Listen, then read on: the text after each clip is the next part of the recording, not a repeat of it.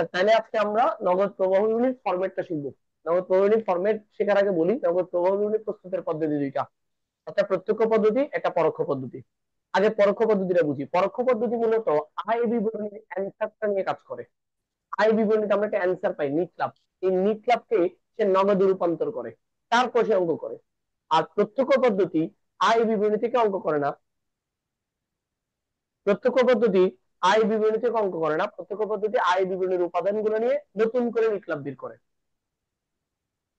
তো আসেন, পরোক্ষ পদ্ধতি প্রথমেই আমরা লিখে ফেলি। 1 নম্বর, আমরা লাস্ট ক্লাসে শিখছিলাম যে নগদ প্রবাহ বিবরণী তিনটা কার্যক্রম: পরিচালন, বিনিয়োগ, অর্থায়ন। তাহলে প্রথমটা, পরিচালন কার্যক্রম হতে নগদ প্রবাহ।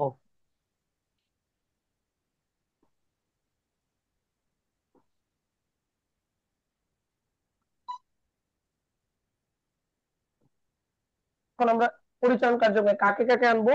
প্রথমে ওই যে আয় বিবরণী দেওয়া থাকবে, আয় বিবরণী থেকে আমরা নিট লাভটা লিখে ফেলবো।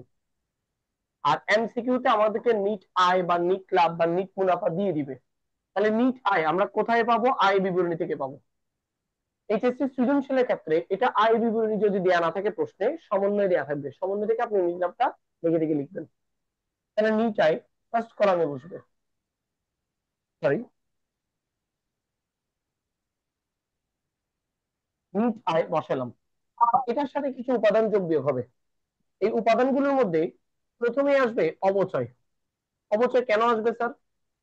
আমরা যখন আয় বিবরণী করি, আমরা অবচয় বিয়োগ করি মুনাফা নির্ণয় করার জন্য। অবচয় কি নগদ লেনদেন? উত্তর হচ্ছে না।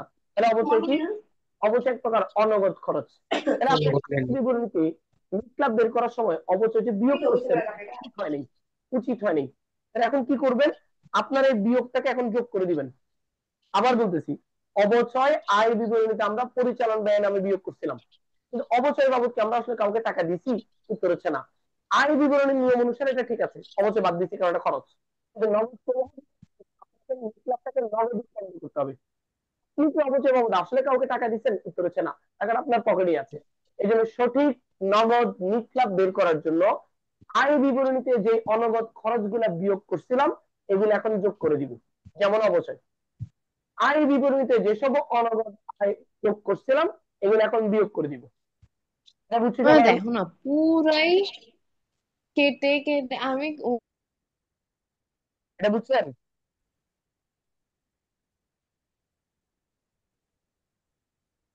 অবচয় যোগ করে দিব। তারপর স্থায়ী সম্পদ বিক্রয়জনিত লাভ ক্ষতি।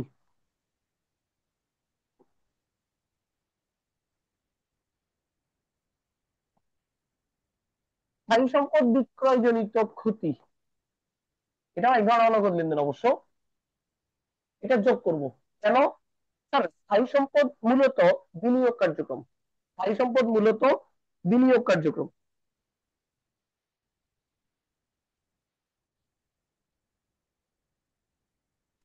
স্যার এটা বুঝি নাই।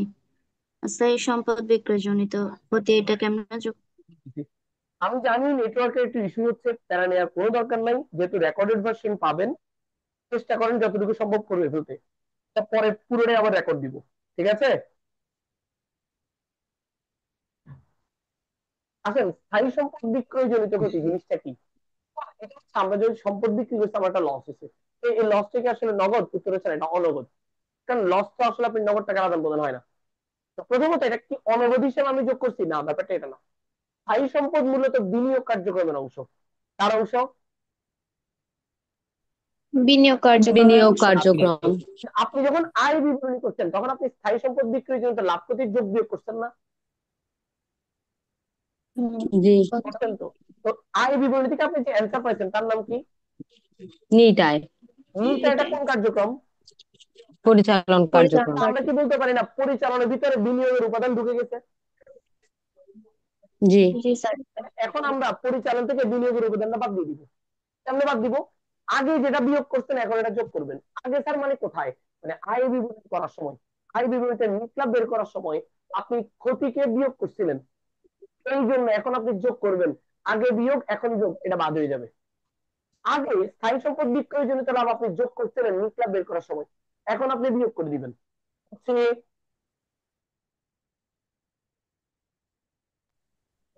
জি স্যার। তাহলে এই দুইটা মূলত বিনিয়োগ কার্যক্রম, এগুলো পরিচালনার ভিতর ঢুকে গেছে, এই জন্য এগুলোকে বাদ দিয়ে দিলাম। বাদ দিতে হয় উল্টা করে, ক্ষতির আগে বিয়োগ করছিলাম এই জন্য আজকে যোগ, লাভ আগে যোগ করছিলাম এই জন্য আজকে বিয়োগ। এখানে বিয়োগ চিহ্ন ব্যবহার করি না, এখানে আমরা ব্র্যাকেট ব্যবহার করি। প্রথম ধাপ কমপ্লিট। প্রথম ধাপ হচ্ছে এই চারটা আইটেম: আয়, অবচয়, স্থায়ী সম্পদ বিক্রয় জনিত লাভ, স্থায়ী সম্পদ বিক্রয় জনিত ক্ষতি। এই চারটে উপাদান হচ্ছে প্রথম ধাপ। এবার আমরা গত ক্লাসে আমরা কিছু উপাদান করছিলাম, কারা পরিচালন, কারা বিনিয়োগ, কারা অর্থায়ন, মনে আছে সবার? মনে আছে? জি স্যার। জি স্যার। তাহলে ওই উপাদানগুলো জাস্ট লিখে দিব। জি তাহলে স্যার। প্রথম ধাপ, আপনি ধরেন এইচএসসি সৃজনশীল পড়াবেন কাউকে, বা কোন একটা স্টুডেন্ট সৃজনশীল অঙ্ক করতে চাচ্ছে, বা অনার্সে গেলে আপনি নগদ প্রবাহ অঙ্ক করবেন। একটা নগদ প্রবাহ করার সময় ফার্স্ট কাজ হচ্ছে আপনার খুঁজে বের করা নিট লাভ কত। নিট লাভটা খুঁজে বের করুন। খুঁজে বের করার কিছু নিয়ম শিখাবো একটু পরে, তেমনটা শেষ করার পর কিভাবে অঙ্ক খুঁজে বের করতে হয়। নগদ প্রবাহ একটা মানে মজার ব্যাপার হচ্ছে এখানে প্রশ্ন থেকে উত্তরটা ছোট, প্রশ্নটা অনেক বড় হয়। কারণ আপনি পরীক্ষায় যদি এইচএসসি কোনো প্রশ্ন দেখেন, দেখবেন একটা নগদ প্রবাহ 1 থেকে 1.5 পৃষ্ঠা, তবে উত্তরটা 1 পৃষ্ঠা থেকেও কম। অর্থাৎ কম্পিউটারাইজ একটা পেজে দেখবেন 1 পৃষ্ঠা থেকে বেশি শুধু প্রশ্নটা, কিন্তু উত্তরটা 1 পেজের অর্ধেক। আবার আপনি যখন হাতে কলমে করবেন, প্রশ্নটা যদি হাতে কলমে আপনি লিখতে চান তাহলে 2 পৃষ্ঠা লাগবে, কিন্তু উত্তরটা 1 পৃষ্ঠার মধ্যে শেষ। তো এটার অ্যান্সারটা অনেক ছোট। এটা ক্ষেত্রে উত্তরগুলা খুঁজে বের করার কিছু নিয়ম আছে, এই জন্য ফরম্যাটটা মাথায় রেখে দিতে হবে। প্রথমে আমার পরিচালন কার্যক্রম, পরিচালন কার্যক্রমে সবার আগে আমার কি লাগবে? নিট লাভ লাগবে। আমি খুঁজে বের করতে হবে নিট লাভ কত করলাম। এখানে আমি অবচয় খুঁজে বের করবো, অবচয় আমার লাগবেই লাগবে, অবচয় ছাড়া আমি নগদ প্রমাণ করতে পারবো না। 2 নাম্বার ধাপ, আমি দেখবো এই অঙ্কে কোনো সম্পদ বিক্রি করছি কিনা। যদি কোনো সম্পদ বিক্রি করি তার একটা লাভ হইতে পারে, একটা ক্ষতি হইতে পারে। যদি লাভ ক্ষতি থাকে খুঁজে বের করবো, যদি থাকে তাহলে লাভ ক্ষতি আসবে, যদি না থাকে আসবে না। বুঝছো এতটুকু? জি স্যার। জি স্যার। আর জি স্যার। পরিচালন কার্যক্রম মধ্যে কোনগুলো আসবে? এই যে যেগুলো এখন লিখতেছে এগুলো আসবে। স্যার খরচগুলা, আমি কি খরচ লিখছি? মানে যেগুলো বহিঃপ্রবাহ বা ক্ষতি ওরকম আপনি ওগুলো বোর্ড যোগ হবে। দেখতেছেন? Yes sir. বোর্ডে তো দেখাই আছে কোনগুলো আসবে। Okay sir. আপনি আবার মুখস্থ অ্যান্সার দিচ্ছেন কেন? গত ক্লাসে করছিলেন? না স্যার, ওটা করতে পারিনি। হ্যাঁ, তাহলে গত ক্লাসে আগে করবেন, তাহলে তো আপনার উত্তর দিলাম না বুঝাই। যদি আপনার উত্তর দিয়ে আমরা অযথা পেন খাওয়ার দরকার নেই। তাহলে আগে গত ক্লাসে করবেন, তারপর বুঝে যাবেন কারা আসবে। আমরা গত ক্লাসে শিখছিলাম এটা, ঠিক না? আর এবার আসেন, গত ক্লাসে আমরা করছিলাম যে নগদ প্রবাহ বিবরণীতে পরিচালন কার্যক্রমে কারা কারা আসবে। আমরা শিখছিলাম চলতি সম্পদ গুলো আসবে, চলতি দায় আসবে। কয়টা জিনিস? ঠিক আছে। দুইটা। দুইটা। কি কি? দুইটা। চলতি সম্পদ, চলতি। চলতি চলতি দায়। সম্পদ, চলতি চলতি দায়। দায়। চলতি সম্পদ চলতি দায়টা নগদ প্রবাবিলিটি ডিরেক্ট আসবে না। তাহলে কিভাবে আসবে শিখাইছিলাম, আন্তঃপ্রবাহ বহিঃপ্রবাহ কেমনে বের করে। তো এগুলো আন্তঃপ্রবাহ না বহিঃপ্রবাহ এটা বুঝে খুঁজে বের করতে হবে। কেমনে বুঝবো? আপনাকে চলতি সম্পদের 2 বছরের তথ্য দিয়ে দিবে। ধরেন চলতি সম্পদের একটা উদাহরণ, দেনাদার। দেনাদার গত বছর কত ছিল, এবছর কত ছিল, দুইটা টাকা দিবে। গত বছর থেকে এবছর বাড়ছে না কমছে এটা বের করবেন আগে, তারপর এটা প্লাস না মাইনাস আমরা বুঝবো। তাহলে আসেন, চলতি সম্পদ বৃদ্ধি পাইলে আপনি দেখবেন এটা কি বাড়ছে না কমছে। যদি বাড়ে এটা মাইনাস চিহ্ন। কারণ আমরা লাস্ট ক্লাসে শিখছিলাম সম্পদ বাড়লে নগদ কমে যায়, সম্পদ বাড়লে নগদ বহিঃপ্রবাহ। তার এই লাইনটা বুঝছি? স্যার। জি স্যার। তাহলে চলতি সম্পদ বৃদ্ধি পেলে নগদ বহুত কমে যায়। কমে যাবে, অর্থাৎ নগদ বহিঃপ্রবাহ। আর পরেরটা ঠিক উল্টা। এই লাইনগুলো কিন্তু গত ক্লাসে শিখেছি। ক্লাসে আমার প্রথম ক্লাস যারা করেন আগে প্রথম ক্লাস করবেন, নাহলে এটা বুঝবেন না। প্রথম ক্লাসে আমরা শিখেছিলাম কোনটা কোন কার্যক্রম, কোনটা পরিচালন, কোনটা বিনিয়োগ, কোনটা অর্থায়ন। এটা খুব গুরুত্বপূর্ণ। দ্বিতীয় জিনিস, কোনটা আন্তঃপ্রবাহ, কোনটা বহিঃপ্রবাহ। আজকে জাস্ট আমরা ফরম্যাট লিখবো, এখন ঝামেলা নেই। তাহলে চলতি সম্পদ হ্রাস, চলতি সম্পদ যদি কমে যায় তাহলে এটা তখন আন্তঃপ্রবাহ। বৃদ্ধি পাবে। এখন স্যার আপনি একটা অঙ্ক পাইছেন, মানে আপনি একটা সৃজনশীল অঙ্ক নিয়ে বসছেন, গত বছর দেনাদার 10,000, এবছরও দেনাদার 10,000। আচ্ছা কোনো চেঞ্জ হয়েছে? না। তাহলে এটা আসবে? না। না, আসবে না। তাহলে সম্পদ হইলেই কি নগদ প্রভাবিলিটি আসবে? না। না, কি না। লাগবে? হয়তো বৃদ্ধি লাগবে, নয়তো স্যার। আমি বুঝছি। জি sir. Very good, very good, এটা আপনারা বুঝে যাচ্ছেন। ধারাবাহিকভাবে ক্লাস করলে না বুঝার কোনো কারণ নেই। এবার আসেন চলতি দায়। চলতি দায় বৃদ্ধি। হ্যাঁ, আমরা যদি বাংলাদেশে বাস করি, আমাদের নেটওয়ার্ক একটা ইস্যু, এটা খুব কমন ইস্যু। কখনো আমার এখানে ডিস্টার্ব করে, কখনো আপনাদের এখানে ডিস্টার্ব করে। পেন নেওয়ার দরকার নেই, যেহেতু এটা রেকর্ড ক্লাস পাবেন। বাট এখন চেষ্টা করেন বুঝতে, যতটুকু বুঝে যায়। বাট মাঝখানে মাঝখানে দু একটা লাইন যদি হারায় যায়, ভয়ের কোনো কারণ নেই, আমরা আবার রেকর্ড ভার্সনটা পাবো। এরপরে রেকর্ড করে আবার যদি কোনো প্রবলেম হয়, সেটা আবার আমাকে প্রশ্ন করতে পারবেন, কালকে ক্লাসেও প্রশ্ন স্যার করতে পারবেন, কোনো অসুবিধা নেই। বলেন স্যার। স্যার ফাইন্যান্সের রেকর্ডেড ক্লাসগুলো কি পাওয়া যাবে? ওই টেলিগ্রামে দেওয়া আছে।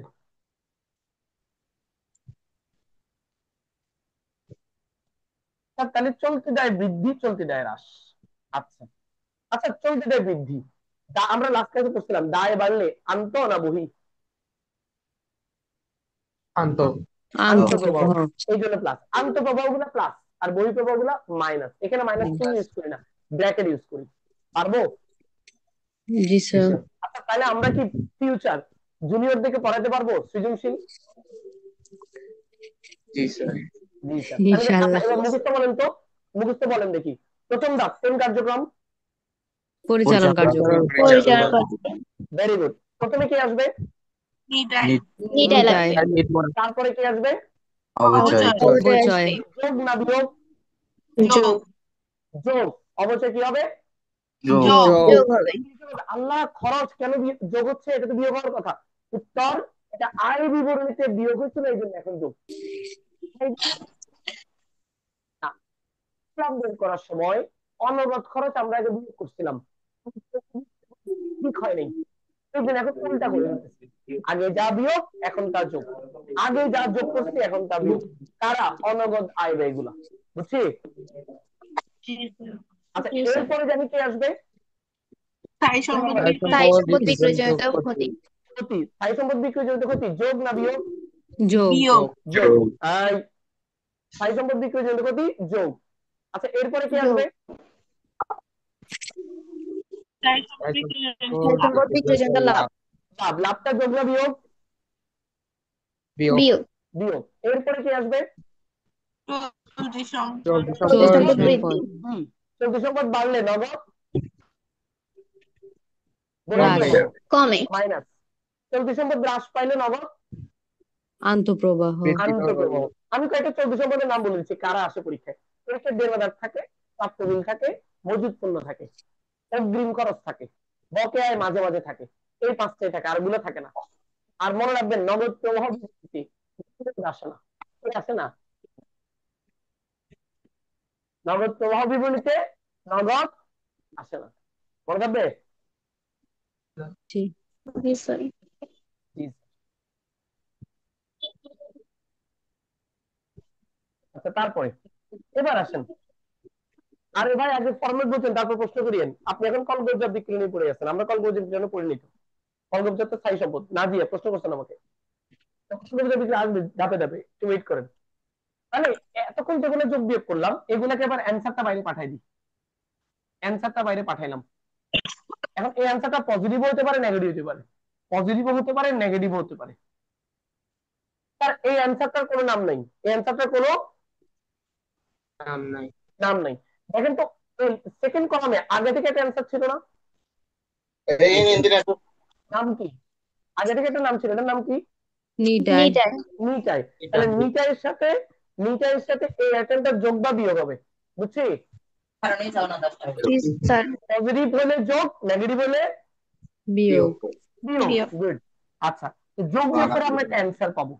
এই অ্যান্সারটা সাধারণত পজিটিভ হয়, তবে নেগেটিভ হলেও ভয়ের কোনো কারণ নেই। বুঝছি? স্যার, এটার নাম হবে সুতরাং পরিচালন কার্যক্রম হতে নগদ প্রবাহ।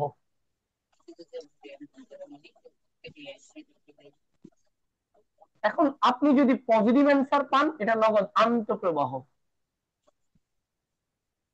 কিন্তু আপনি যদি কখনো নেগেটিভ অ্যান্সার পান, তার নাম হবে নগদ বৈভব। তাহলে নিটাইয়ের সাথে অন্য আইটেম গুলো যোগ বিয়োগ করে যে অ্যান্সার পাইলাম, এটার নামই হচ্ছে পরিচালন কার্যক্রমতা নগদ প্রবাহ। এখানে অনেকে নিট নগদ প্রবাহ লেখে, একই কথা। তো এটা নগদ আন্তঃপ্রবাহ না বহিঃপ্রবাহ? উত্তর পজিটিভ বলে আন্তঃপ্রবাহ, নেগেটিভ বলে বহিঃপ্রবাহ। বুঝছি সবাই? জি স্যার। জি জি স্যার। স্যার।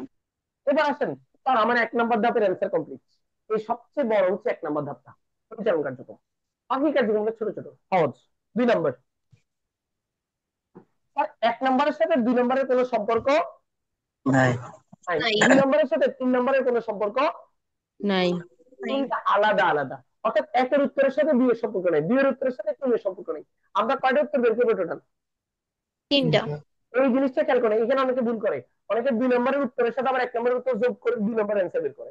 ভুল। এখানে 1 নম্বরে একটা অ্যান্সার বের হবে, এটার সাথে 2 নম্বরের কোনো সম্পর্ক নেই। আমার যদি সুযোগ থাকতো আমি এখানে জেড টেনে নিতাম, কিন্তু যেহেতু আমি একটা বিবরণীতে 3টা অ্যান্সার বের করবো, যেটা আমি জেড টানতেছি না। বুঝছি? এইচএসসি স্টুডেন্ট যারা আছে তাদের এটা আলাদা আলাদা আসে, ক খ গ। ধরেন তাদের খতে বলে পরিচালন কার্যক্ষমতা নগদ প্রবাহ নির্ণয় করো, তাহলে তাদের অঙ্কটা এখানে শেষ, তারা এখানে জেড টেনে দিবে। বুঝছি? জি স্যার। জি স্যার। জি স্যার। দ্বিতীয় ধাপ নাম কি? বিনিয়োগ কার্যবলী বিনিয়োগ থেকে নগদ কার্যক্রম হতে নগদ প্রবাহ। বিনিয়োগ কার্যক্রম হতে নগদ প্রবাহ। আমরা লাস্ট ক্লাসে শিখছিলাম বিনিয়োগ কার্যক্রম কারা কারা বলেন তো? দীর্ঘমেয়াদী বিনিয়োগ, স্থায়ী সম্পদ। স্থায়ী দুটো জিনিস, দীর্ঘমেয়াদী বিনিয়োগ আর স্থায়ী সম্পদ, আর কিছু নাই তো। দীর্ঘমেয়াদী বিনিয়োগ আর স্থায়ী সম্পদ। স্থায়ী সম্পদ। আমি 2 ভাবে লিখতে পারি, স্থায়ী সম্পদ ক্রয় অথবা বিনিয়োগ বৃদ্ধি। বিনিয়োগের ক্ষেত্রে আমরা ক্রয় বলি না, বৃদ্ধি বলি। আচ্ছা, বিনিয়োগের একটা উদাহরণ বলি, শেয়ার ক্রয়। শেয়ার আর শেয়ার, এটার মধ্যে ট্যাক্স লাগবে মানে স্যার, মানে শেয়ার ক্রয়, শেয়ার যদি ক্রয় শব্দটা থাকে তাহলে এটা বিনিয়োগ, কিন্তু শেয়ার বিক্রয় এটা অর্থায়ন। ট্যাক্সটা বুঝছি? যদি কি থাকে, শেয়ার ক্রয় থাকলে শেয়ার ক্রয় বিনিয়োগ। থাকলে বিনিয়োগ। শেয়ার ক্রয় মানে আমি আরেকটা কোম্পানির শেয়ার কিনছি, তার মানে আমি বিনিয়োগ করছি। আর শেয়ার বিক্রয় থাকলে এটা অর্থায়ন কার্যক্রম। বুঝছি? এটা আমরা নিচে নোট আকারে লিখে দিব, টেনশন করিয়েন না। অর্থায়ন। স্যার সম্পদ যদি কিনি নগদ টাকা আসবে না চলে যাবে? চলে যাবে। চলে যাবে। এই জন্যই আমরা মাইনাস করছি। আর স্থায়ী সম্পদ বিক্রি করলে নগদ টাকা আসবে, স্থায়ী সম্পদ বিক্রি অথবা বিনিয়োগ হ্রাস। চলে আসবে। স্যার এটা আন্তঃপ্রবাহ। এখন একটা প্রশ্ন মাথায় ঘুরপাক খেতে পারে, স্যার আপনি না একটু আগে বলছিলেন লাভ ক্ষতি বিনিয়োগ কার্যক্রম, তাহলে এটা ওখানে যোগ বিয়োগ করছেন, তো এখানে কি এটা আসবে? ওখানে যোগ বিয়োগ করছেন, এখানে এটা আসছে, কিন্তু এটা ডাইরেক্ট লিখতে হয় না। মানে আচ্ছা, আমি যদি 10,000 টাকায় কোনো কিছু বিক্রি করি, 10,000 টাকা বিক্রি করে পাবো না? আমি আপনার কাছে কলমটা বিক্রি করলাম ধরুন 10,000 টাকা, আমি কত পাবো? 10,000 10,000 টাকাই পাবো। তাহলে ওই 10,000 টাকার মধ্যে আমার লাভ আছে না? জি লাভের টাকা কি আলাদা থাকে? এই জন্য পরিচালনা না, আমরা যেগুলোকে বাদ না, একসাথে দিচ্ছি, থাকে। এটার মধ্যে পরিচালনা পরিচালনা আমরা যাদেরকে বাদ দিয়ে দিচ্ছি, বিনিয়োগে তাদেরকে নতুন করে লেখার দরকার নেই, কারণ তারা বিনিয়োগে স্থায়ী সম্পদ বিক্রয়ের মধ্যে অটোমেটিক্যালি থাকে। ক্লিয়ার? জি স্যার। জি স্যার। কারণ নাহলে এটা কনফিউশন হবে, স্যার আপনি তো বলছেন পরিচালনা থেকে বাদ দিয়ে দিচ্ছি, তাহলে বিনিয়োগে এরা যোগ বিয়োগ হবে? বিনিয়োগে থেকে আলাদা করে যোগ বিয়োগ করতে হবে না, এরা স্থায়ী সম্পদ বিক্রয়ের ভিতরে অটোমেটিক থাকে, আলাদা নামে আনতে হয় না। তাহলে স্যার জাস্ট 2টা আইটেম, মাত্র মাত্র 2টা আইটেম, একটা মাইনাস একটা প্লাস। এখানে উত্তর মাইনাসও আসতে পারে প্লাসও আসতে পারে, স্যার এটাই অ্যান্সার, এটাই অ্যান্সার। তবে বিনিয়োগের অ্যান্সারটা প্রায় সময়ই মাইনাস আসে, তো এটা মাইনাস আসুক প্লাস আসুক আপনার ভয়ের কোনো কারণ নেই। তাহলে এবার একজন প্রশ্ন করছিলেন, এই যে নাদিয়া, নাদিয়া আছেন, শুনতেছেন আমাকে? প্রশ্ন করে গায়েব হয়ে গেছে। কল কবজা বিক্রয় হতে নগদ প্রাপ্তি। আচ্ছা আপনারা বলেন তো এখন, কল কবজা বিক্রি করে নগদ টাকা পাইছি, কোন কার্যক্রম? আন্তঃপ্রবাহ। বিনিয়োগ। কোন কার্যক্রম? বিনিয়োগ কার্যক্রম হতে বিনিয়োগ কোন প্রবাহ? কার্যক্রম। আন্তঃপ্রবাহ। আন্তঃপ্রবাহ। তাহলে বিনিয়োগ কার্যক্রম হতে আন্তঃপ্রবাহ। আশা করি নাদিয়া অ্যান্সারটা পেয়ে গেছেন। তাহলে স্যার এখন এইটার একটা নাম বলি, দেখেন এইটার 2 নম্বর পয়েন্টের উত্তর। এটার সাথে 1 নম্বরের উত্তর কি কোনো সম্পর্ক আছে? না। না অনেকে এখানেই ভুল করে, অনেকে এটার সাথে আগেরটা যোগ করে আরেকটা অ্যান্সার বের করে। সাবধান, এটা আর এটা আলাদা জিনিস। তাহলে এটার নাম সুতরাং বিনিয়োগ কার্যক্রম হতে নগদ আন্তঃপ্রবাহ। অনেকের মাথায় ঘুরপাক খাচ্ছে, কি রে এগুলো এমসিকিউ তে কিভাবে আসবে, ঠিক না? উত্তর জি এমসিকিউ তে আপনাকে বলবে বিনিয়োগ কার্যক্রম হতে নগদ প্রবাহ নির্ণয় করো। তা আপনি খুঁজে দেখবেন ওখানে স্থায়ী সম্পদ রিলেটেড কি কি কাহিনী আছে। স্থায়ী সম্পদের আইটেম গুলো যোগ বিয়োগ করে দিলে এটাই বিনিয়োগ কার্যক্রম অ্যান্সার। বুঝছি? আপ- আপনাকে পরিচালন বিনিয়োগের আলাদা আলাদা লাইন তুলে দিবে, তাহলে এমসিকিউ। আচ্ছা এরপরে, যদিও আমার ম্যাথমেটিক্যাল আলোচনা শেষ হওয়ার আগ পর্যন্ত আপনারা এমসিকিউ ধরিয়েন না, ম্যাথমেটিক্যাল এমসিকিউ ধরিয়েন না, কনফিউজ হয়ে যাবেন। এটা সম্পূর্ণ নতুন একটা চ্যাপ্টার, তো আপনাদের জন্য একটু সমস্যা হবে, বাট আজকে থেকে এটা সহজ চ্যাপ্টার। অ্যাকাউন্টিং যদি সবচেয়ে মজার একটা চ্যাপ্টার থেকে একটা। আর 3 নম্বর হচ্ছে, অনেকে মনে মনে আমার গালে দিবে, স্যার সব চ্যাপ্টারে এত মজার চ্যাপ্টার বলে কেন? অর্থায়ন কার্যক্রম হতে নগদ প্রবাহ।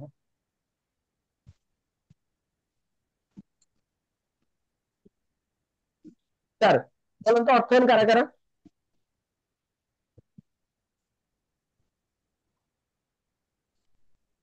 অর্থায়ন কারা কারা রে? শেয়ার, ঋণপত্র ইস্যু, দীর্ঘমেয়াদী দায়,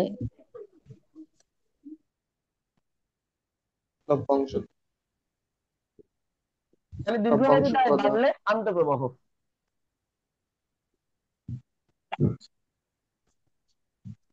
দীর্ঘমেয়াদী দায় পরিশোধ অথবা ঋণ পরিশোধ বহিঃপ্রবাহ। আচ্ছা একটা শব্দ পাবেন আপনারা, প্রদত্ত ঋণ, ঋণ, প্রদত্ত ঋণ। যদি কখনো প্রদত্ত ঋণ পান ওটা বিনিয়োগ কার্যক্রম, যদি কখনো প্রদত্ত ঋণ পান ওটা বিনিয়োগ কার্যক্রম, মনে রাখবেন।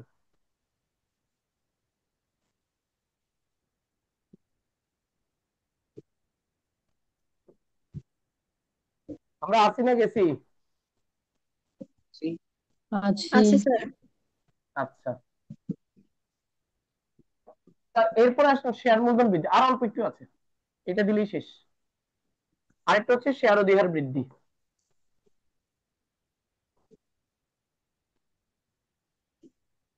আমার চ্যানেলে আগে থেকে দেখবেন নগদ প্রবাহের কিছু ক্লাস দেওয়া আছে, ওগুলো দেখবেন, ওখানে অনেক টাইম নিয়ে আমি বুঝিয়েছিলাম এগুলো। ইউটিউব চ্যানেলটাতে আগে থেকে অনেকগুলো পয়েন্ট দেওয়া আছে। এই দুইটা শব্দের পরিবর্তে পরীক্ষা আসতে পারে শেয়ার ইস্যু।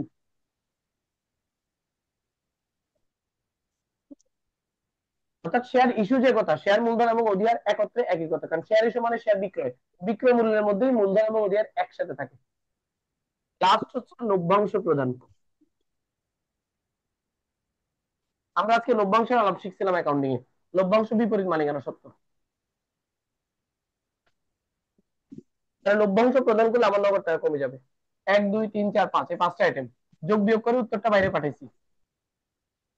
উত্তর পজিটিভ আসতে পারে, নেগেটিভ আসতে পারে। এটাই 3 নম্বর পয়েন্টের অ্যান্সার। বুঝছেন কিনা এতটুকু দেখেন। 3 নম্বর পয়েন্ট নিয়ে আপনাদের কোনো প্রশ্ন থাকলে বলেন।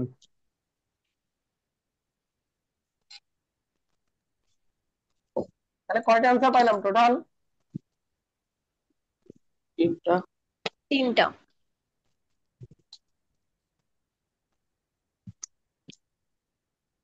তাহলে আমরা 3টা অ্যান্সার পাবো আলাদা আলাদা, 3টা আন্তঃপ্রবাহ বা বহিঃপ্রবাহ। এবার আমরা 3টা আন্তঃপ্রবাহ বহিঃপ্রবাহকে একসাথে যোগ বিয়োগ করব। যদি নগদ প্রবাহ বিবরণী তৈরি করতে বলে বা নগদ প্রবাহের অ্যান্সার বের করতে বলে, তখন 3টা আইটেমের যোগ বিয়োগ করতে হবে। তুমি যদি নগদ প্রবাহ বিবরণী না বলে 3টা আলাদা আলাদা অ্যান্সার। বুঝছি? জি স্যার। আলাদা আলাদা অ্যান্সার, একটার সাথে এটা কোনো সম্পর্ক নাই, বাট নগদ প্রবাহ বিবরণী করতে বললে তখন 3টা অ্যান্সারের মধ্যে এবার যোগ বিয়োগ করতে হবে। আচ্ছা আমরা যোগ বিয়োগ করি। এই এই যে যোগ বিয়োগ করতেছি তার আগে আমরা 3টা অ্যান্সার বের করছি, কোন অ্যান্সারের সাথে কোন অ্যান্সারের যোগ বিয়োগ হয়নি, আলাদা আলাদা ছিল। সর্বশেষ এবার 3টা অ্যান্সারকে যোগ বিয়োগ করব। যেটা পজিটিভ যোগ হবে, যেটা নেগেটিভ বিয়োগ হবে, অর্থাৎ আন্তঃপ্রবাহগুলো যোগ বহিঃপ্রবাহগুলো বিয়োগ, অ্যান্সার পাবেন। এই অ্যান্সারটাও পজিটিভ বা নেগেটিভ হতে পারে। এই অ্যান্সারটাও কি হতে পারে? পজিটিভ বা নেগেটিভ হতে পারে। হতে পারে। যদি এই অ্যান্সারটা পজিটিভ হয়, এটার নাম হবে নিট নগদ বৃদ্ধি, আর যদি নেগেটিভ হয় এটার নাম হবে নিট নগদ হ্রাস। আচ্ছা, এটার সাথে আপনি যোগ করবেন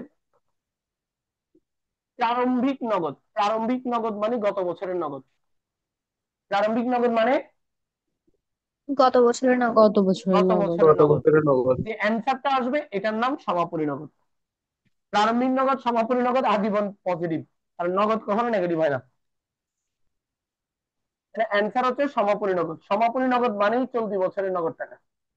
এখন একটা স্টুডেন্ট চাইলে, মানে যারা সৃজনশীল অঙ্ক করবে, তারা চাইলে পরীক্ষার হলে বসে বুঝতে পারবে তার সৃজনশীলটা কারেক্ট কিনা। কেমনে বুঝবে? বা আপনি একটা স্টুডেন্ট পড়াতে গেছেন, আপনি অঙ্ক করলেন, ওরা আপনি নিজেই বলে দিতে পারবেন উত্তরটা কারেক্ট কিনা। এটা অবশ্যই একটা মাঝে মাঝে বিব্রতকর পরিস্থিতি তৈরি করে, যদি আপনি অঙ্ক ভুল করান ফলাফল কিন্তু বুঝে যাবে, এখানে উত্তর মিলবে না। মানে গাইডের উত্তরের সাথে না, প্রশ্নের মধ্যে উত্তরটা দেওয়া থাকে। কিভাবে খেয়াল করেন, ধরেন একটা প্রশ্ন দিচ্ছে আপনাকে, তো আমরা বলছিলাম যে প্রশ্নের মধ্যে একটা আর্থিক অবস্থার বিবরণী দেওয়া থাকবে। কারণ আর্থিক অবস্থার বিবরণীতে দিল 2022-2021, এখানে বললো নগদ, ধরেন এবছর হচ্ছে 60,000, গত বছর ছিল এটা 50,000। আচ্ছা বলেন তো 2021 সালে নগদ কয় টাকা? 50,000। 50,000। আর 22 সালে কত? 50,000। 60,000। বাড়ছে না 60,000। কমছে? বাড়ছে। বাড়ছে। কত টাকা বাড়ছে? 10,000। 10,000। তাহলে আপনার এখানে উত্তর যদি 10,000 টাকা আসে, আপনার অঙ্ক কারেক্ট, নেন আপনার অঙ্ক ভুল। বুঝছি? এটা কিন্তু প্রশ্ন, আমি প্রশ্ন দেখে দেখে অঙ্ক করছি। ওই নগদ নিয়ে কিন্তু আমরা এতক্ষণ কোনো কাজ করি না। আমি একটু বলে আসছিলাম যে নগদ প্রবাহ বিবরণীতে নগদ টাকা আসে না। তাইলে পুরো অঙ্কটা করার পর যে অ্যান্সারটা পাইলেন, এটা যদি আপনার প্রশ্ন দেওয়া নগদের সাথে মিলে যায়, আপনার অঙ্ক কারেক্ট। যদি না মিলে, আপনার অঙ্ক ভুল। বুঝছি? জি স্যার। বুঝছি? জি স্যার। তাহলে এই ছিল নগদ প্রবাহ বিবরণীর পরোক্ষ পদ্ধতির ফরম্যাট। আর কোনো প্রশ্ন আছে? স্যার বক্সটা একটু নিচে নামান। নামাইলাম। কোনো প্রশ্ন আছে কি? লিখতেছিলেন? লেখা একটু স্লো হলে পরে লিখে নিন, অসুবিধা নেই। একটু পরে রেকর্ডটা দিব, রেকর্ডে ইউটিউবে দিয়ে দিব। আমি লিঙ্ক দিয়ে দিব গ্রুপে। দীর্ঘমেয়াদী দায় পরিশোধ কিভাবে অর্থায়ন কার্যক্রম? দায় শব্দটাই অর্থায়ন। এবার এটা গ্রহণ বা পরিশোধ যাই বলি, অর্থায়ন বলতে বোঝায় টাকা সংগ্রহ করা। টাকা সংগ্রহের সাথে দুটো জিনিস জড়িত, একটা ঋণ আর একটা মালিকের টাকা। আমরা দুইজন থেকে টাকা কালেক্ট করি, হয়তো আমরা ঋণ নেই, হয়তো আমরা মালিক থেকে টাকা নিই। তো অর্থায়ন কার্যক্রমে তাহলে কারা কারা আসবে? যাদের থেকে আপনি টাকা নিচ্ছেন। কাদের থেকে আপনি টাকা নিচ্ছেন? দীর্ঘমেয়াদী দায় অথবা মালিকের টাকা। এবার এগুলা প্রাপ্তি প্রদান সবই অর্থায়ন। মানে ঋণ গ্রহণটাও অর্থায়ন, ঋণ পরিশোধটাও অর্থায়ন। তো লভ্যাংশ প্রদানও কি অর্থায়ন? হ্যাঁ, লভ্যাংশ কাকে দিব? কাকে দিব? শেয়ার মালিকদেরকে। মালিকদেরকে দিব। একটু তো বলছি, মালিক থেকে টাকা নেন বা দেন, কোন কার্যক্রম? অর্থায়ন। অর্থায়ন কার্যক্রম। বুঝছি? জি স্যার। ঠিক আছে। আর কোনো প্রশ্ন আছে কারো আপাতত? স্যার, বলেন। অর্থায়ন মানেটা কি? মানে ওটা কি করে? টাকা সংগ্রহ করা, অর্থ আনয়ন করা। ব্যবসায়িক প্রয়োজনে দীর্ঘমেয়াদী যে টাকা আমরা সংগ্রহ করি তাকে অর্থায়ন বলে। যেমন আপনি ব্যাংক থেকে লোন নিচ্ছেন কেন? আপনার প্রতিষ্ঠানে একটা স্থায়ী সম্পদ কেনার জন্য। বুঝছি? জি স্যার। জি স্যার। তবে অর্থায়নটা দীর্ঘমেয়াদী কার্যক্রম, স্বল্প মেয়াদী না। আচ্ছা। আচ্ছা, এবার কিছু নোট লেখেন। আগে আগে একটা নোট লিখেন, তারপর আমি প্রশ্ন শেখাবো। নোট বা কনফিউশন।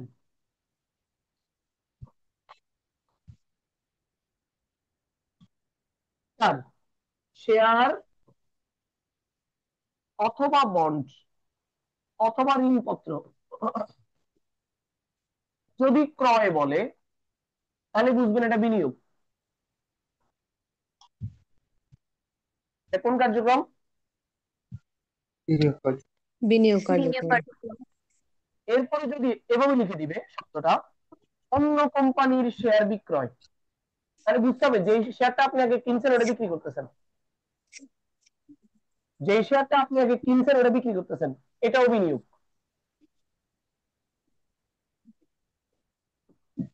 তাহলে অন্য কোম্পানির শব্দটা বললে এটা বিনিয়োগ কার্যক্রম। আর আরেকটা কোম্পানির শেয়ার কিনছেন মানে আপনি ওকে টাকা দিচ্ছেন, তাহলে কাউকে টাকা ধার দেওয়া এক ধরনের বিনিয়োগ কার্যক্রম। তো এটা আপনি যখন আগে কিনছেন শুধু শেয়ার ক্রয় মানে অন্য কোম্পানির শেয়ার ক্রয়, তো এখানে অন্য কোম্পানি শব্দটা থাকা জরুরি না, বাট শেয়ার বিক্রয়ের ক্ষেত্রে অন্য কোম্পানি থাকাটা ফরজ। ক্লিয়ার?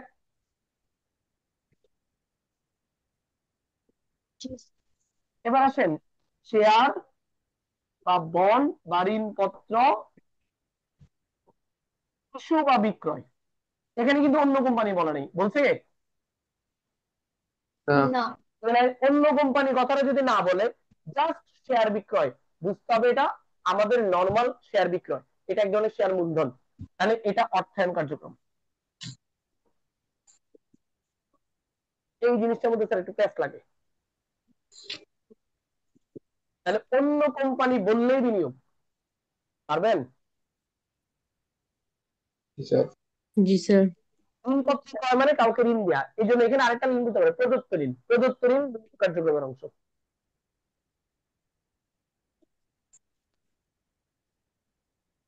আর এখন এবার আসেন আমি প্রত্যক্ষ পদ্ধতির পরিচালন কার্যক্রম শেখাবো। আর কেন? নগদ প্রবাহ বিবরণী প্রস্তুত পদ্ধতি কয়টি? দুইটি। দুইটি দুইটি। জি এক প্রত্যক্ষ, দুই পরোক্ষ। যৌথ মূলধনী কোম্পানি যারা আছে। আচ্ছা, নগদ প্রবাহ বিবরণী প্রস্তুত করা হয় আন্তর্জাতিক হিসাব মান 7 অনুসারে। কত আইএসএল অনুসারে?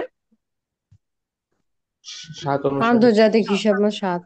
অর্থাৎ IAS 7 বা IFRS 7। IAS 7 ওই গত কয়েকদিন আগে যে বিসিএস পরীক্ষা ছিল এখানে আসছিল। IAS 7 অনুসারে নগদ প্রবাহ বিবরণী প্রস্তুত করা হয়। আর নগদ প্রবাহ বিবরণীর সাথে কোন IAS জড়িত বা কোন আন্তর্জাতিক মান জড়িত? উত্তর IAS 7। পারবেন? জি স্যার। জি স্যার। আচ্ছা, এবার শোনেন, নগদ প্রবাহ বিবরণী প্রস্তুত পদ্ধতি দুইটা, একটা প্রত্যক্ষ একটা পরোক্ষ। সবচেয়ে জনপ্রিয় এবং সহজ পদ্ধতি হচ্ছে পরোক্ষ, মানে ম্যাক্সিমাম অঙ্কই পরোক্ষ। ম্যাক্সিমাম অঙ্কই কি? পরোক্ষ। প্রত্যক্ষটা আমাদের মাঝে মাঝে কাজে লাগে, সবসময় আমাদের লাগে না। মানে আপনি সৃজনশীল ম্যাথ করতে বসবেন, পরোক্ষ। আপনি নরমালি যত নগদ প্রবাহ প্রশ্ন দেবেন, এমসিকিউ দেবেন, সবই পরোক্ষ পদ্ধতি। প্রত্যক্ষ পদ্ধতি দেখলেই চেনা যায়, তো প্রত্যক্ষটা একটু পরে আসতেছে। পরোক্ষ কারা করে? আমরা সবাই পরোক্ষ করি, যারা স্টক এক্সচেঞ্জে তালিকাভুক্ত কোম্পানি। স্টক এক্সচেঞ্জে বা শেয়ার বাজারে যে সকল কোম্পানি তালিকাভুক্ত তারা প্রত্যক্ষ পদ্ধতিতে পরিচালন কার্যক্রম করা বাধ্যতামূলক। মনে রাখবে? জি স্যার। জি স্যার। তাহলে স্টক এক্সচেঞ্জ বা শেয়ার বাজারে তালিকাভুক্ত কোম্পানির জন্য কোন পদ্ধতি বাধ্যতামূলক? পরোক্ষ প্রত্যক্ষ পদ্ধতি। পদ্ধতি। প্রত্যক্ষ। কোন পদ্ধতি? প্রত্যক্ষ। প্রত্যক্ষ। আসেন, প্রত্যক্ষ আর পরোক্ষের মধ্যে কোন জায়গাটায় তফাৎ? প্রত্যক্ষ আর পরোক্ষের মধ্যে শুধু পরিচালন কার্যক্রমটা তফাৎ। প্রত্যক্ষ পদ্ধতির পরিচালন কার্যক্রম আর পরোক্ষ পদ্ধতির পরিচালন কার্যক্রম দুই রকম। তবে মজার ব্যাপার, আপনি প্রত্যক্ষ করেন পরোক্ষ করেন, উত্তর একই আসবে। বুঝছি? যদিও নিয়ম দুই রকম কিন্তু উত্তর একই রকম। বিনিয়োগ আর অর্থায়ন, বিনিয়োগ আর অর্থায়ন যা প্রত্যক্ষ তাই পরোক্ষ। অর্থাৎ বিনিয়োগ কার্যক্রম, অর্থায়ন কার্যক্রম অথবা লাস্টের অংশগুলা নিট নগদ, বৃদ্ধি বা হ্রাস, প্রারম্ভিক নগদ, সমাপনী নগদ, এই নিয়মটা প্রত্যক্ষ আর পরোক্ষতে একই। যেহেতু আপনাদের ভিতরে ফরম্যাট দেওয়া আছে, চেক করলে বুঝে যাবেন। তো প্রত্যক্ষ আর পরোক্ষের মধ্যে জাস্ট বেসিক পার্থক্য হচ্ছে পরিচালন কার্যক্রম। মনে থাকবে? জি স্যার জি স্যার। আমরা এখন প্রত্যক্ষ পদ্ধতির শুধু পরিচালন কার্যক্রম করে দিব, কোনো সমস্যা হবে? না মানে পুরোটা স্যার করাবো না, বাকিগুলো কি সেম থাকবে? বুঝি নাই বুঝি নাই। দুইটা পদ্ধতির মধ্যে কি বাকিগুলো বিনিয়োগ কার্যক্রম অর্থায়ন কার্যক্রম সেম থাকবে? সেম সেম একই একই। শুনেছেন কেন এদের নাম প্রত্যক্ষ আর পরোক্ষ? নামটা এবার বুঝি। পরোক্ষ পদ্ধতি বলতেছে আমি আয় বিবরণী থেকে নিট লাভ নিব, সেটাকে আমি নগদে কনভার্ট করব। তাহলে সে সরাসরি নগদ নিট লাভ পায় না, সে নিট লাভকে নগদ রূপান্তর করে, তাহলে তার কাছে ইনডিরেক্ট, সরাসরি নগদ নিট লাভ সে জানে না। আর প্রত্যক্ষ পদ্ধতি বলছে ধীরু ভাই আমি কাজ করবো না, মানে মানে আমি আয় বিবরণী অ্যান্সারে দিব না, আমি নতুন করে একটা আয় বিবরণী করব। তাহলে প্রত্যক্ষ পদ্ধতি কি বলতেছে স্যার? সে নতুন করে কি করবে? আয় আয় বিবরণী বিবরণী। বের করবে। হ্যাঁ, এই জন্য প্রত্যক্ষ পদ্ধতিতে বিবেচনা করা হয় না নিট লাভকে। আমরা পরোক্ষ অঙ্ক শুরু করছি কাকে দিয়ে? নিট ল্যাব দিয়ে। নিট লাভকে। আর প্রত্যক্ষ বলছে আমি এই নিট লাভ নিব না, এই নিট লাভ ভুয়া, এই নিট লাভ ভুল, কারণ এই নিট লাভ নগদ না। তাহলে কি করবেন আপনি? আমি নিজে নগদ নিট লাভ বের করব। আচ্ছা, আমরা নিট লাভ কেমনে বের করি? নিয়মটা কি? আয় মাইনাস আয় আয় থেকে বিবরণী ব্যয় বাদ করে। দিব। তো আয় বলতে সাধারণত কোনটাকে বোঝায়? বিক্রয়কে বোঝায়, তাই তো? তাহলে আমরা বিক্রয় থেকে প্রথমে বিক্রিত পণ্য ব্যয় বাদ দিব, মোট লাভ আসবে। মোট লাভ থেকে পরিচালন ব্যয় বাদ দিব, নিট লাভ আসবে। কর পূর্ব নিট লাভ, কর পূর্ব নিট লাভ থেকে কি জানি এটার নাম, হ্যাঁ, কর পূর্ব নিট লাভ থেকে আমরা আয়কর বাদ দিব, অ্যান্সার নিট লাভ আসবে। এই নিয়মটা আমরা এখন করব। ঠিক জি স্যার। আচ্ছা, এটা করতে গিয়ে আপনি একটা জিনিস আনতে পারবেন না, সেটা হচ্ছে অবচয়। আচ্ছা, অবচয় নগদ না অনগদ? অনগদ। অনগদ। অনগদ। তাহলে প্রত্যক্ষ পদ্ধতিতে অনগদ আয় ব্যয় এগুলো আসে না। না। বিবেচনা করে না। একটা এমসিকিউ পাবেন, প্রত্যক্ষ পদ্ধতিতে নিচের কোনটি বিবেচনা করে না? উত্তর নিট লাভ বিবেচনা করে না। কেন? কারণ সে নিজে সরাসরি নিট লাভ বের করবে। আর সে অবচয় বিবেচনা করে না। কেন? কারণ সে একটা নতুন আয় বিবরণী করতেছে, যে আয় বিবরণীতে সে শুধু নগদ গুলাকে বিবেচনা করবে, অনগদ বিবেচনা করবে না। বুঝছি? জি জি স্যার। স্যার। আচ্ছা, স্যার তাহলে আগের মতো আরেকটা ঘর করে ফেলি। আসেন, এখানে সব আগের মতো। বিবরণ টাকার ঘর দুইটা, 2 পিস।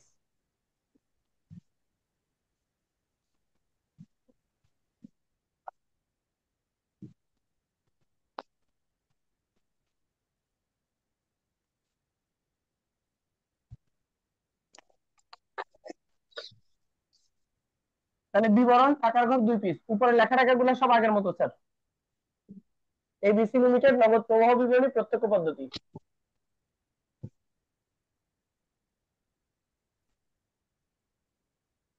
স্যার এটা বিবিএ তে যখন ভর্তি হবেন তখন ওখানে আবার লাগবে, প্রিন্সিপালস অফ অ্যাকাউন্টিং সাবজেক্টটা আছে,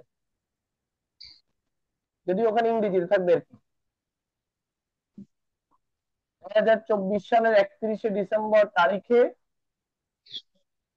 সমস্ত বছরের জন্য এমন ভাবে শেখেন যাতে ভবিষ্যতে কেউ আপনাদেরকে শর্ট সিলেবাস বলে গালি দিতে না পারে। এটা কিন্তু সত্যি, এটা খুব মারাত্মক ব্যাপার। শর্ট সিলেবাসের নাম শুনলে অনেকে গালি দেয়। আমি এই জন্য একটু সময় নিয়ে পড়াচ্ছিলাম। আচ্ছা, নগদ প্রবাহ বিবরণী প্রত্যক্ষ পদ্ধতি। আমরা এখানে শুধু পরিচালন কার্যক্রমটা দেখাবো, কারণ দুটা পদ্ধতির মধ্যে শুধু পরিচালনটাই পার্থক্য। এক, পরিচালন কার্যক্রম হতে নগদ প্রবাহ।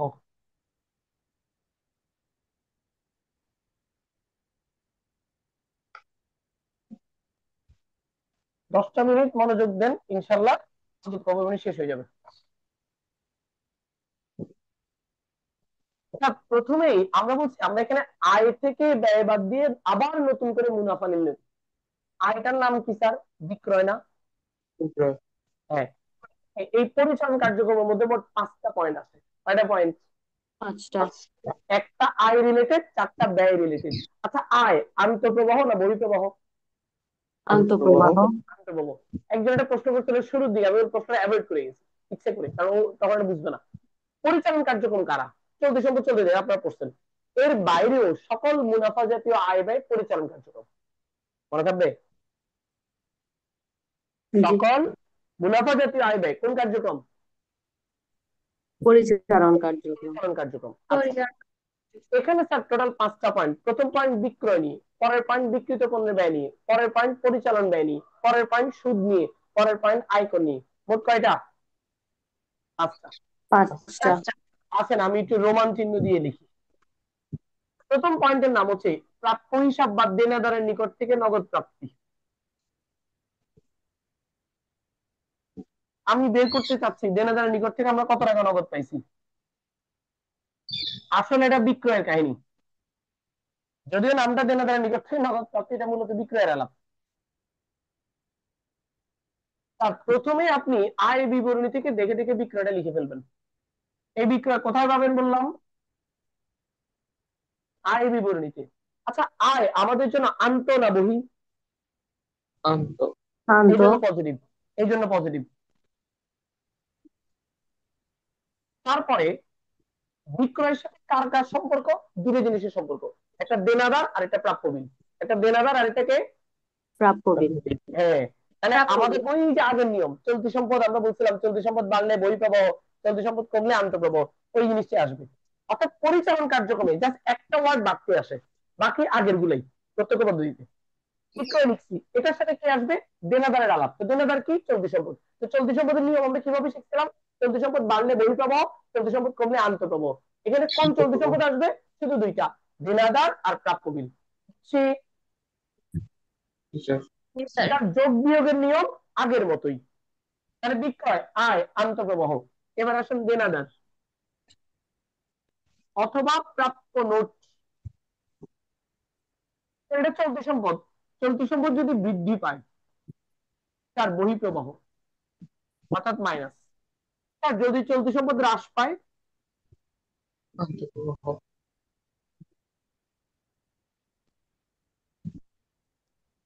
তাহলে আন্তঃপ্রবাহ। শেষ। এই অ্যান্সার, এই অ্যান্সারটা always positive. Answer always positive. কারণ আপনি কি বের করছেন? প্রাপ্তি।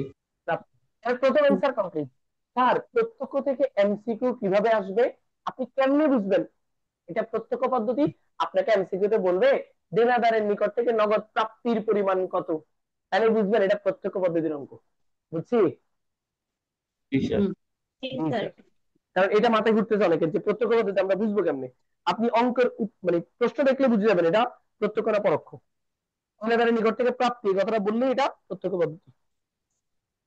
স্যার বুঝছি? জি স্যার। জি স্যার। এবার আসেন পরেরটা, এবার 2 নাম্বার। তাহলে বিক্রয়ের আলাপ শেষ। এবার নিশ্চয়ই পরেরটা বিক্রিত পণ্য ব্যয় রিলেটেড। কি রিলেটেড? লিখিত পণ্যের ব্যয়। বিক্রিত পণ্যের ব্যয়। যদিও এটার টাইটেল হচ্ছে পাওনাদারকে অবলিক সরবরাহকারীকে, পরীক্ষায় সরবরাহকারী নামটা আসে। সরবরাহকারীকে নগদ প্রদান বা নগদ প্রদানের পরিমাণ, মানে আপনি সরবরাহকারীকে কয় টাকা নগদ দিচ্ছেন? প্রশ্ন হচ্ছে আপনি সরবরাহকারী থেকে কি কিনে আনছেন? আপনি সরবরাহকারী থেকে পণ্য কিনে আনছেন যেটাকে আপনি ক্রয় নামে চেনেন, কিন্তু আপনার প্রশ্নে ক্রয় দেওয়া থাকবে না, আপনার প্রশ্নে দেওয়া থাকবে বিকৃত পণ্যের ব্যয়। তার বিকৃত পণ্যের ব্যয়টা কোথেকে পাবো? ওই যে আয় বিবরণী থেকে পাবেন। আয় বিবরণী কই পাবো? আমরা বলছিলাম নগদ প্রবাহের প্রশ্নে 3টে জিনিস থাকবে, তুলনামূলক আর্থিক অবস্থার বিবরণী, আয় বিবরণী, সমন্বয়। তো তুলনামূলক আর্থিক অবস্থার বিবরণীর নিচে একটা আয় বিবরণী থাকবে, সেখানে বিকৃত পণ্য ব্যয় দেওয়া থাকবে। এই ব্যয়টা অলওয়েজ নেগেটিভ চিহ্ন বসাবেন। কোন চিহ্ন? Negative negative. চিহ্ন। কারণ ব্যয় বললেই কোন প্রবাহ? বহিঃপ্রবাহ। বহিঃপ্রবাহ। কি স্যার? বুঝছি। এবার আসেন, আচ্ছা বিকৃত পণ্য ব্যয়ের সাথে কার কার সম্পর্ক? কোন চলতি ক্রয়। সম্পদ প্রারম্ভিক মজুত পণ্য। বিকৃত পণ্যের ব্যয়ের সাথে চলতি সম্পদকে মজুত পণ্যের সম্পর্ক মজুত আছে। পণ্য। কার সম্পর্ক? সমাপনী মজুত পণ্য। মজুত পণ্য, মজুত পণ্য। সমাপনী মজুত বলা দরকার, কারণ এই প্রশ্ন শুধু মজুত পণ্য থেকে, ঠিক আছে সমাপনী মজুতের মধ্যে। তাহলে মজুত পণ্যের সম্পর্ক, তাহলে প্রথমে মজুত পণ্যের আলাপ শেষ করি। আসেন, মজুত পণ্য তো চলতি সম্পদ। মজুত পণ্য যদি বৃদ্ধি পায়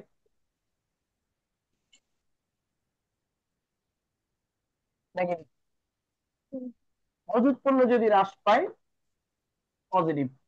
আমরা শিখছিলাম সম্পদ বাড়লে বহিঃপ্রবাহ, সম্পদ কমলে আন্তঃপ্রবাহ। এবার আসেন বিকৃত পণ্য ব্যয়, মানে পণ্য, আপনি পণ্য কার থেকে কিনছেন? নিশ্চয়ই পাওনাদার থেকে। তাহলে বিকৃত পণ্য ব্যয়ের সাথে পাওনাদারের সম্পর্ক আছে, অর্থাৎ চলতি ব্যয়ের সম্পর্ক আছে। তাহলে আমরা এবার লিখতে পারি পাওনাদার অথবা প্রদেয় নোট বৃদ্ধি।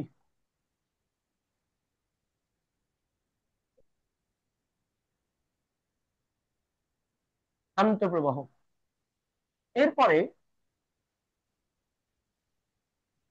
পাওনাদার বা প্রদেয় নোট হ্রাস, তাহলে বহিঃপ্রবাহ শেষ। স্যার সেকেন্ড পয়েন্টটা বুঝছি। স্যার যেহেতু প্রবাহ, এটার উত্তর নিশ্চিত নেগেটিভ, এটা বুঝছি। স্যার বিক্রিত পণ্যের ব্যয়টা মাইনাস কেন দিচ্ছেন একটু বলবেন? ব্যয়, ব্যয় আপনার জন্য কি? খরচ বহিঃপ্রবাহ। ঠিক আছে,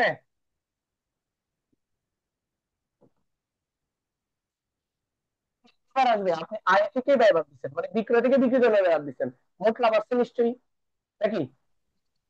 জি স্যার।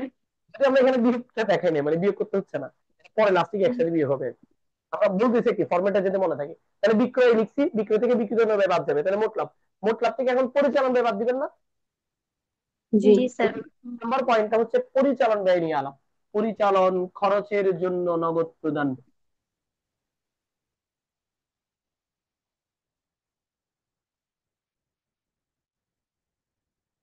তাহলে আসেন পরিচালন খরচ।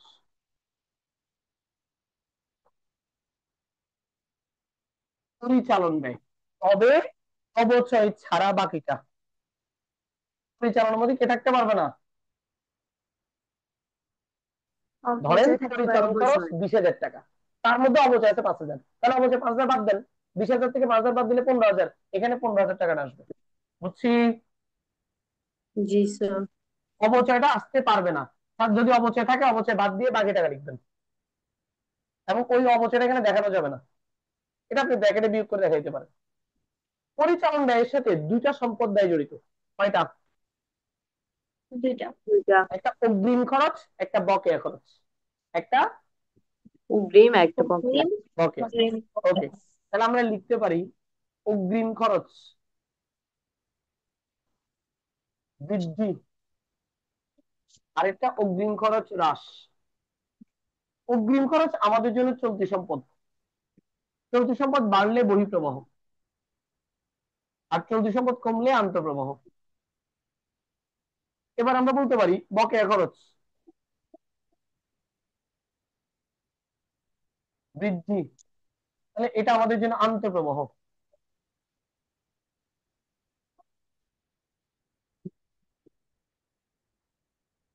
বকেয়া খরচ হ্রাস, এটা আমাদের জন্য বহিঃপ্রবাহ। টাকাটা বাইরে যাবে, অবশ্যই মাইনাস।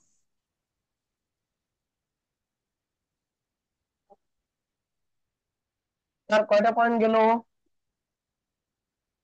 তিনটা। তিনটা। পয়েন্ট টোটাল 5টা। পাঁচটা। 4 নম্বর, 4 নম্বর হচ্ছে অপরিচালন খরচ, অর্থাৎ সুদ। খরচের জন্য নগদ প্রদান। সুদ অনেক অঙ্কে থাকে না, মানে এইচএসসি একটা স্টুডেন্ট পড়াতে বসছেন, ওর অঙ্কে সুদ নাই, লাগবে না, এই পয়েন্টটা তখন আসবে না। তাহলে প্রথমেই সুদ খরচ, যেটা প্রশ্নে দেওয়া থাকবে, এই টাকাটা নেগেটিভ, অর্থাৎ মাইনাস। সুদ কখনো অগ্রিম হয় না, সুদ কখনো, অগ্রিম হয় তাহলে না। সুদের সাথে তাহলে একটা জিনিস জড়িত, সেটা হচ্ছে প্রদেয় সুদ, মানে বকেয়া সুদ। প্রদেয় সুদ বৃদ্ধি। প্রদেয় সুদ আমাদের জন্য এক প্রকার চলতি দায়, আন্তঃপ্রবাহ।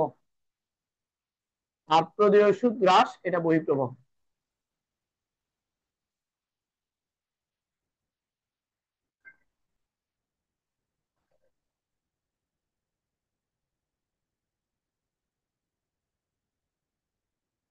তার অ্যান্সারটা নেগেটিভ। এবার 5 নম্বর পয়েন্ট। 5 নম্বর হচ্ছে আয়কর খরচের জন্য নগদ প্রদান।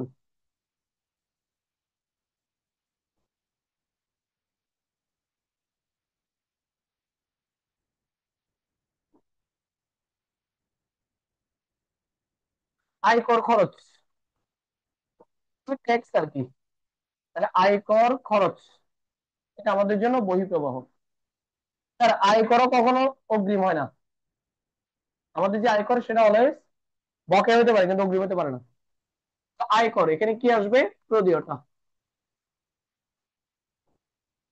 প্রদেয় আয়কর বৃদ্ধি, প্রদেয় আয়কর হ্রাস। ক্লাসটা শেষ হলে রেকর্ডটা আবার একটু দুই একবার দেখবেন, কারণ নতুন চ্যাপ্টার, ভালো করে মাথা ঢুকতে একটু সময় লাগবে। আপনি এখন বুঝে গেছেন, কিন্তু আবার একটু রিপিট করিয়েন বাসায়, তাহলে মনে থাকবে না। স্যার দেখেন তো আমরা কয়টা অ্যান্সার পাইছি টোটাল? 5টা। প্রথম অ্যান্সারটা পজিটিভ, বাকি 4টা অ্যান্সার নেগেটিভ। নেগেটিভ। নেগেটিভ। তাহলে পজিটিভ অ্যান্সার থেকে নেগেটিভ 4টা অ্যান্সার বাদ দিলে আমরা একটা অ্যান্সার পাবো। এটাই পরিচালন কার্যক্রমের অ্যান্সার। তাহলে পজিটিভ অ্যান্সারও পেতে পারি, নেগেটিভ অ্যান্সারও পেতে পারি। আমি বলছি আমি অঙ্কটা আর করাবো না, তাই বিনিয়োগ আর অর্থায়ন কার্যক্রম আপনারা করবেন, কারণ এটা আগের মতোই। তাই আমি অঙ্কটা এখানে শেষ করে দিচ্ছি।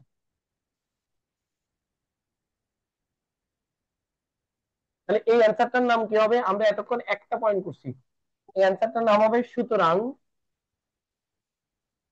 কারণ আমরা এখানে শুধু পরিচালনটা করছি, পরিচালন কার্যক্রম হতে নগদ আন্তঃপ্রবাহ বা বহিঃপ্রবাহ। বেশ, এই ছিল নগদ প্রবাহ বিবরণীর প্রত্যক্ষ পদ্ধতি, পরোক্ষ পদ্ধতি। আমি প্রথমে নগদ প্রবাহ কি জিনিস বুঝেছি, তারপর আলাপ করছিলাম নগদ প্রবাহের কার্যক্রম কয়টা, তারপর আলোচনা করছিলাম কারা কোন কার্যক্রম, তারপর আলোচনা করছি কোনটা আন্তঃপ্রবাহ কোনটা বহিঃপ্রবাহ। আজকে আলোচনা করলাম পদ্ধতি দুইটা, একটা পরোক্ষ পদ্ধতি, একটা প্রত্যক্ষ পদ্ধতি। পরোক্ষ আর প্রত্যক্ষের মধ্যে বেসিক পার্থক্য হচ্ছে পরিচালন কার্যক্রম। পরোক্ষ পদ্ধতিতে পরিচালন কার্যক্রমে যারা আসবে, প্রত্যক্ষ পদ্ধতিতে পরিচালন কার্যক্রমে আবার সবাই আসে না। কারা আসে না? নিট লাভ আসে না, সম্পদ অপচয় আসে না, সম্পদ বিক্রির জন্য লাভ করে আসে না। আপনাদের কোনো প্রশ্ন আছে কিনা?